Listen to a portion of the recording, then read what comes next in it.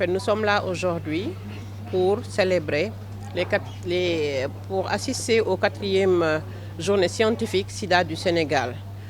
Une très belle occasion de rencontre entre experts du programme VIH, mais également programme tuberculose, programme hépatite, pour célébrer tous les résultats de la recherche, mais également pour partager les bonnes pratiques.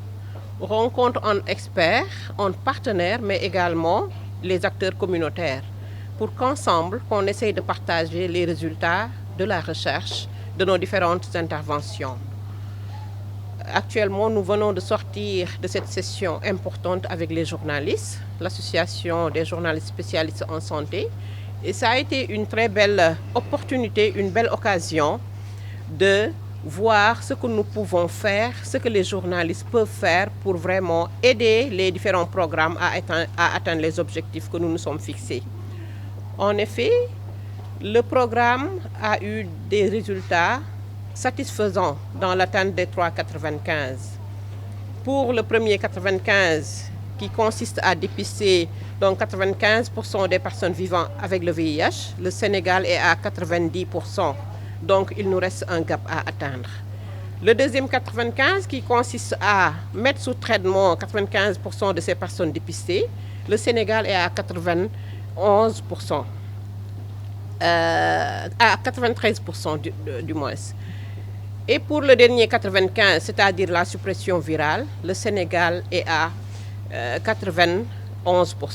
Donc ce serait bien qu'on puisse travailler avec le réseau des journalistes pour nous aider à éliminer le sida d'ici 2030. Donc les gaps qui sont à résorber, nous avons beaucoup discuté pour essayer ensemble de mettre des stratégies innovantes pour vraiment mesurer l'impact qui sera certainement positif d'ici 2030 afin d'éliminer le sida. C'est possible. Ensemble, nous pourrons éliminer le sida d'ici 2030. Les défis sont énormes. C'est d'abord la formation. Nous avons demandé aux journalistes d'être nos relais. Et pour cela, pour véhiculer la bonne information, pour donner les bonnes nouvelles aux personnes vivant avec le VIH, mais en général à toute la population, il faut être outillé. Donc la formation est à renforcer. C'est pour cette raison que le réseau nous sollicite très souvent pour vraiment animer des sessions de formation afin que ces bonnes nouvelles-là, que les avancées en matière de lutte contre le VIH puissent être partagées. Il faut donner la bonne nouvelle, des informations justes et vraies. Aussi, le financement. Il faudrait vraiment renforcer le financement pour que des plateaux puissent être tenus dans les différents médias. Il faudrait utiliser toutes les plateformes existantes pour atteindre la cible. La cible jeune, par exemple, il faudrait essayer de voir quelles stratégies vont atteindre ces jeunes-là pour les mettre en œuvre. Il faudrait organiser des plateaux avec un contenu vraiment scientifique en invitant les experts, mais également les communautés. Et mettre en œuvre donc ces plateaux-là dans des heures où vraiment l'audience est là et que la population ne puisse écouter. Aujourd'hui, je me suis senti concerné et j'ai été très heureux de venir avec mes confrères, auprès de mes confrères, journalistes et consoeurs aussi, et pour parler du VIH-Sida.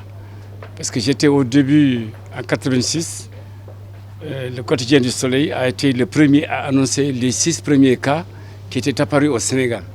Ça avait fait un choc, mais ils se sont ressaisis et la réactivité des autorités a permis au Sénégal de vraiment d'éviter le pire, contrairement à d'autres pays qui avaient négligé un tout petit peu cet aspect.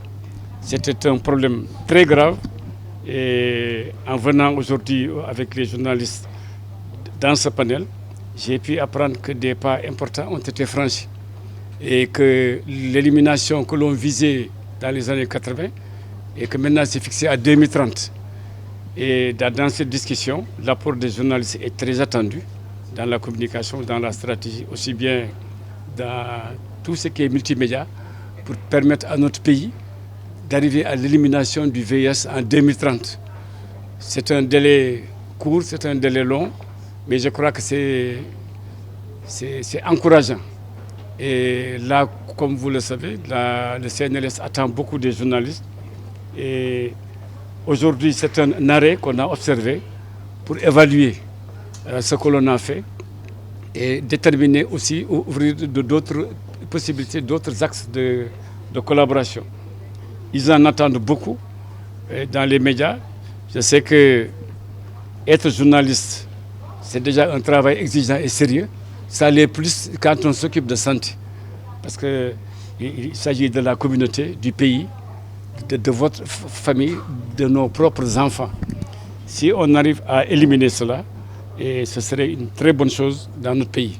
Ce n'est pas seulement ce seul défi, il y en a d'autres.